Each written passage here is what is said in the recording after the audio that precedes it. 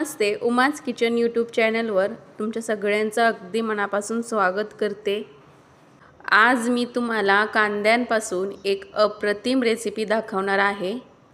कांदा आणि टोमॅटोपासून ही रेसिपी तुम्ही बनवलात तर नेहमीच या पद्धतीने तुम्ही रेसिपी हे नक्की कराल।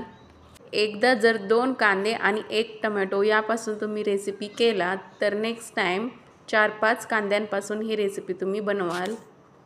इतकी चविष्ट होते आणि टिकते सुद्धा 5-6 दिवस आरामात।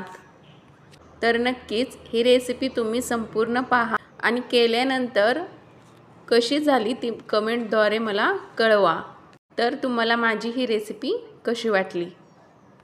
तर पहा 2 मीडियम साइजचे इथे मी कांदे घेतलेले आहेत। तर पहा दोन्ही कांद्यावरची साल मी इथे काढून घेतली।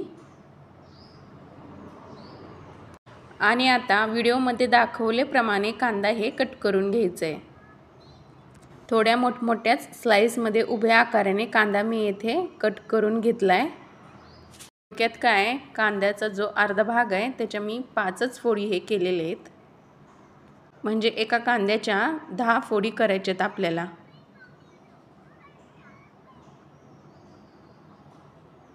तर पाहू शकता तुम्ही अशा पद्धतीने आता याच्या एक पाकळी हे हाताने मोकळी करून घ्यायची। याचे आपण पुढे काय करणार ते नक्कीच पहा।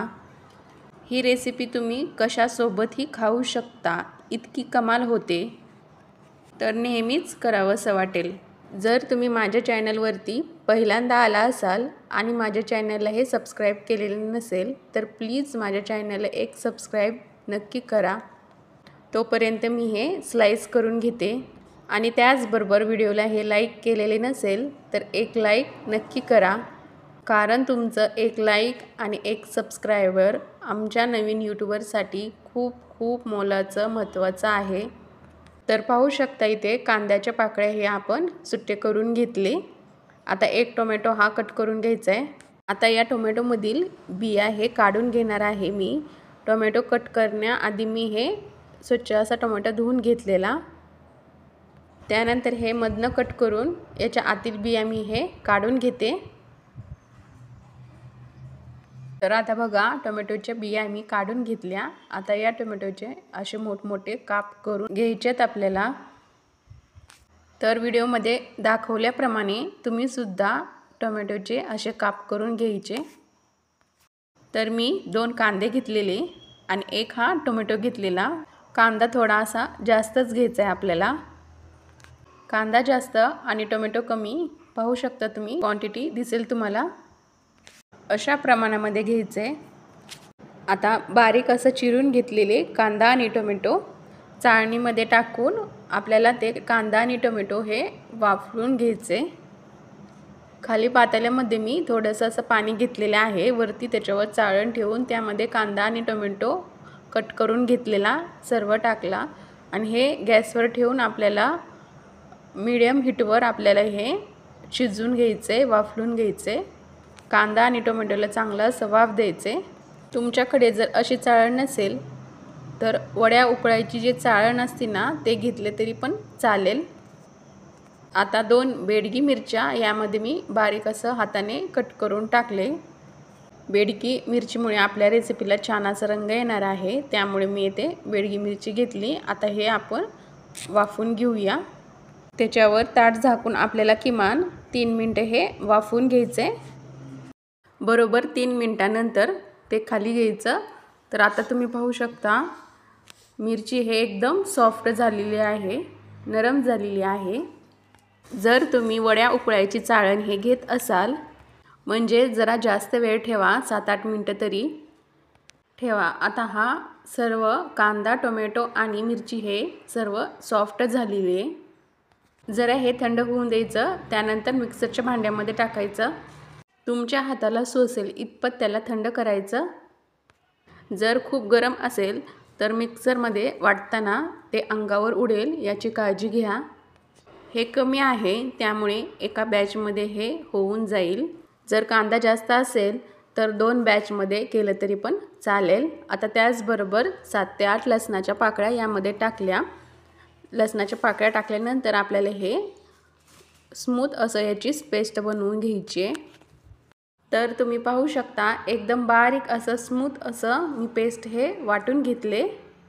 पाण्याचा एकही थेंब न वापरता आपण हे वाटून घेतलेले आहे।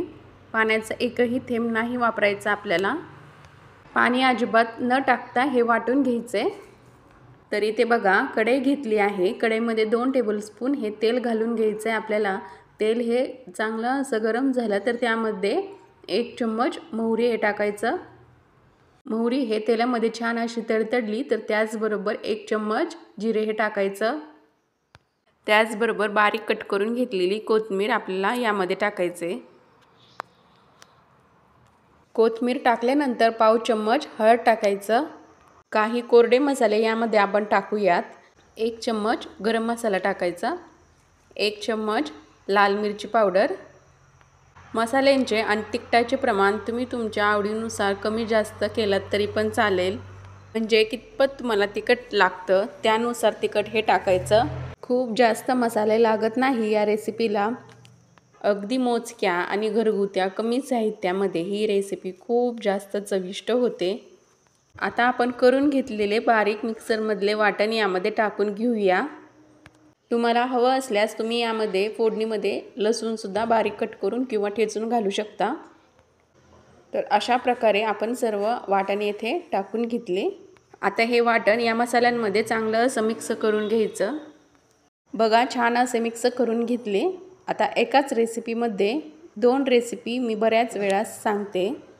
तर पहा यामध्ये 1 बटाटो हा कट करून टाकायचा किंवा उकडलेला बटाटा असेल तर या फोडणीमध्ये टाकायचं आणि आवश्यकतेनुसार पाणी घालून मीठ घालून ते आपल्याला 3-4 मिनटं हे शिजवायचं। तर बटाट्याची भाजी ही बनवून तयार होते। ती बटाट्याची भाजीसुद्धा खूप छान लागते।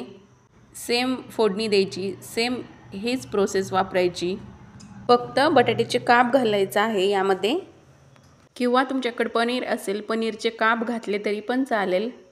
तर दुसरी कोणतीही भाजी असू द्या तिला एक रिच असं लुक रिच असं येणार या भाजीला।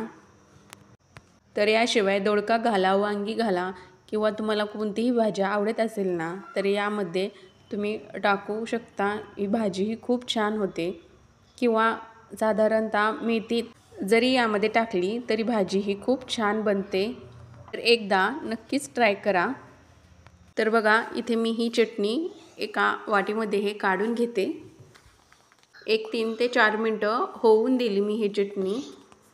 तर आपली ही चटणी बनवून तयार झालेली आहे।